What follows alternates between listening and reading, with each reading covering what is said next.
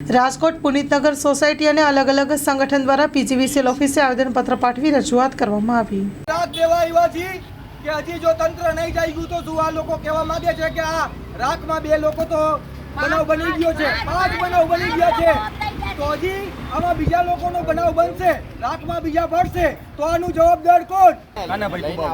કાનાભાઈ આજરોજ પીજીવીસીએલ ઓફિસે આપના લતાવાસીઓ આવ્યા છે। રાજકોટના જુદા જુદા સંગઠનના લોકો અને લતાવાસીઓ પુનિતનગરમાં જે અમે સાથે મળીને એક સાથે અહીંયા આવેદનપત્ર રજૂઆત કરવા આવ્યા છીએ પીજીવીસીએલ રાજકોટ ખાતે કે છેલ્લા 66 કેવીનો જે વીજ વાયર છે, જે જીવતો બોમ્બ છે, જે વાયરમાં જે 2 બનાવ તો બની ગયા છે, 2 લોકોના જીવ લીધા છે, એ તો અવારનવાર લતાવાસીઓ દ્વારા રજૂઆત કરવા છતાં પણ હજી એ 66 કેવીનો વીજ વાયર દૂર કરવામાં આવ્યો નથી। તો અમારી એ જ માંગ છે કે જલ્દીથી જલ્દી એ વાયરને દૂર કરવામાં આવે, અથવા એને કાઢી નાખવામાં આવે, અથવા એને ઊંચો લેવામાં આવે, અથવા એને જમીન ઉપર, બસ અમારે કોઈ યારે વિરોધ નથી, બસ ખાલી એ છે કે લોકોને એમાં જીવ ન જવા જોઈએ। આજ માણસો અહીંયા રહી નથી એકતા, ઉપર છોકરા હોય તો એ નીચે બિચારા 2 જણા રહેતા હોય તો એ લોકો કામે 1 જણો જાય ને 1 લોકો છોકરાને ખાલી ધ્યાન રાખવા। કઈ જગ્યાએ પ્રોબ્લેમ, કઈ જગ્યાની તકલીફ છે? આપણે પુનિતનગર ત્યાંથી 30 થી 35 ઘર છે, ત્યાં આ વાયરને 66 કેવીની વીજ વાયર અને તંત્ર દ્વારા કોઈ યોગ્ય જવાબ દેવામાં નહીં આવે। આ લોકોએ રજૂઆત કરી પણ યોગ્ય કાર્યવાહી હજી થઈ નથી, એટલે અમે સંગઠન દ્વારા આજ રોજ